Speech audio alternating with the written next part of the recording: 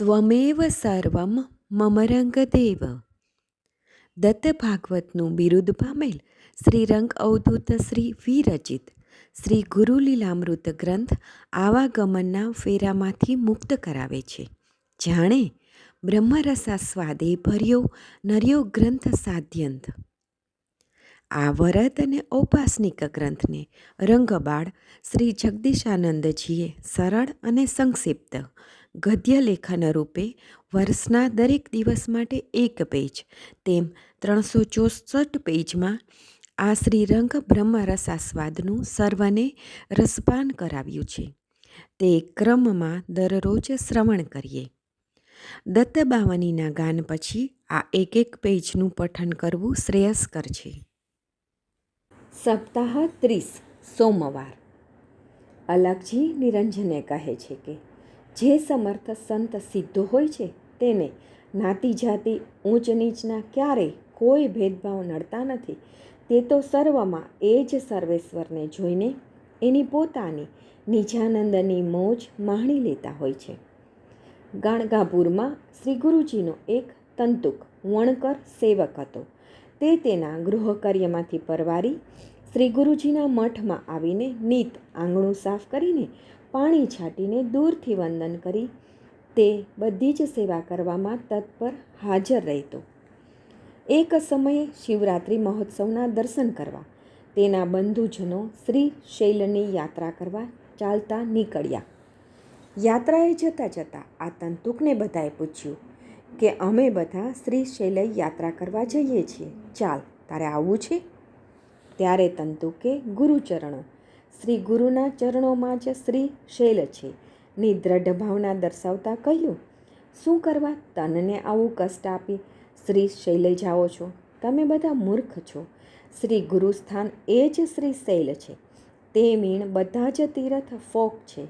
મારા માટે તો શ્રી ગાણગાપુર શ્રી શૈલ છે અને શ્રી ગુરુ મારા મલ્લિકાર્જુન શિવ સાક્ષાત પોતે જ છે.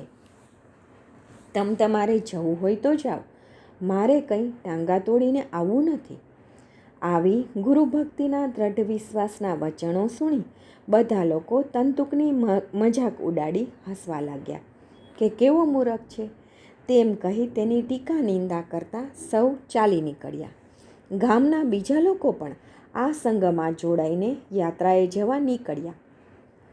નિત દર્શનના સમયે તંતુકને જોતા શ્રી ગુરુજીએ એને પૂછ્યું કે હે તંતુક, તારા ભાઈઓ સાથે યાત્રાએ તું કેમ ન ગયો? તંતુકે ભક્તિભાવના ગર્વ સાથે કહ્યું, પ્રભુ મારે તો બધું અહીં જ છે. તમારા ચરણોમાં જ બધા તીર્થો છે. મૂર્ખ લોકો શરીરને કષ્ટ આપી પથરા જોવા જાય છે. એમ કહી બધી જ સેવામાંથી પરવારી સાંજ ઢળતા ગુરુજીને વંદન કરી તંતુક તેના ઘેર ગયો. માઘવદ ચતુર્દશી શિવરાત્રિને દિને તંતુક ઉપવાસ કરી સંગમે સ્નાન કરવા ગયો. સ્નાન કરી શ્રી ગુરુજી પાસે દંડવત પ્રણામ કરી ગુરુજીની સન્મુખ ઊભો રહ્યો. શ્રી ગુરુજીએ કહ્યું કે હે ભલા, આખું ગામ શૈલની યાત્રા કરવા ગયું છે ને તું એકલો જ અહીંયા છે. બોલ, તે શ્રી શૈલ જોયું છે? શ્રી ગુરુજીના વચનો વિશ્વાસની દ્રઢ ભાવનાથી તંતુકે કહ્યું કે બાપજી, તારા શ્રી ચરણ વિના હું અન્યને જાણતો નથી અને જાણવા માગતોય નથી. તારા ચરણોમાં જ બધા તીર્થ છે. એનો આવો હૃદયનો શુદ્ધ ભાવ જોતા જ શ્રી ગુરુજીએ એને કહ્યું કે ચાલ, આંખ મીચીને હાથથી મજબૂત રીતે મારી પાદુકા પકડ. એમ કહી નજીક બોલાવી શ્રી ગુરુજીએ પાદુકા પકડાવી. શ્રી ગુરુજીની પાદુકાનો સ્પર્શ થતાં જ આંખના એક પલકારામાં તો શ્રી ગુરુજીએ તેને શ્રી શૈલે પાતાલ ગંગા તીરે લાવી દીધો અને તંતુકને કહ્યું, હે પ્રિય ભક્ત, તું જરા આંખ ખોલ, જો તો ખરો તું ક્યાં આવ્યો છે. તંતુકે આંખ ખોલી અને જોયું તો સામે જ શ્રી શૈલ પર્વતની ટૂંક. તંતુક તો આભો જ બની ગયો. તેને મનમાં થયું કે આ સ્વપ્ન જોઉં છું કે સત્ય. શ્રી ગુરુજીએ તેને ભાનમાં લાવી શ્રી મલ્લિકાર્જુનના દર્શન કરવા માટે ક્ષૌરાદિક કરાવી મંદિરમાં મોકલ્યો. ગુરુવાજ્ઞાથી તે પુષ્પ ચંદનાદિક લઈને મંદિરમાં ગયો. મંદિરમાં તેના બાંધવો તથા ગ્રામજનો મળ્યા. સૌએ તંતુકને મુંડન થયેલો જોતા બધા તેને ગમે તેમ બોલવા લાગ્યા. કોકે કહ્યું, અરે જૂઠા, અમારી સાથે ન આવ્યો ને ચોરી છુપીથી સંતાઈને અમારી પાછળ પાછળ ચાલ્યો આવ્યો. આમ કહી ગમે તેમ બોલવા લાગ્યા. તંતુકે તેની બધી જ વાત ટૂંકમાં કહી, છતાંય કેટલાએ માન્યા નહીં. મંદિરમાં દર્શન કરતાં શિવ સાનિધ્ય પહોંચતા જોયું તો લિંગને સ્થાને શ્રી ગુરુજીને જ જોયા. સૌ ભક્તોને શિવલિંગને સ્થાને સૌ શ્રી ગુરુજીનું પૂજન કરતા જોયા. તંતુકે સ્વયં અનુભવી લીધું કે શ્રી ગુરુજી જ શિવ સ્વરૂપ છે. દર્શન કરી ગુરુજી પાસે પરત આવ્યો. શ્રી ગુરુજીએ તેને અહીં રહેવાની કે પાછા વળવાની વાત કરી. ત્યારે તંતુકે શ્રી ગુરુજીને પોતાના આશ્ચર્ય સાથે જે અનુભવ થયો તેનો બધો જ વૃત્તાંત કહી સંભળાવ્યો.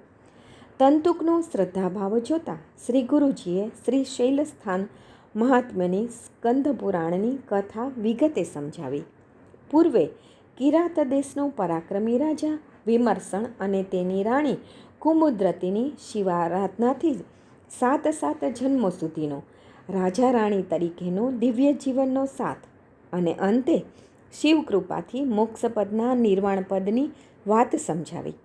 શ્રી ગુરુજીએ પોતાની એ જ શક્તિ દ્વારા તંતુક સાથે ગાણગાપુરમાં પાછા પધાર્યા. શ્રી ગુરુએ તંતુકને ગામના વિપ્રોને આશ્રમમાં તેડી લાવવા મોકલ્યો.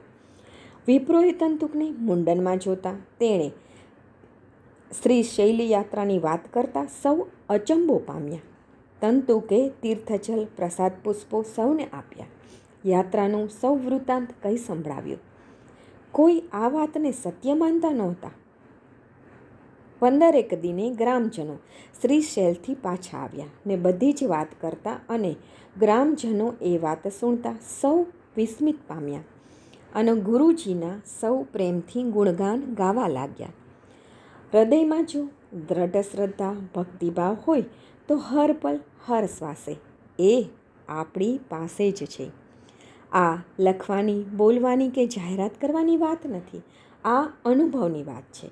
જેને અનુભવ થઈ જાય છે તે ચૂપ થઈ જાય છે. જાણી સઘળું શિષ્યજન ગયા સંગમે જાણ, પ્રેમે શિવરાત્રિ વિશે પૂજે શ્રી ગુરુને માન. શ્રી ગુરુ લીલામૃત અધ્યાય 98 દોહરો 119. અવધૂત ચિંતન શ્રી ગુરુદેવ દત્ત.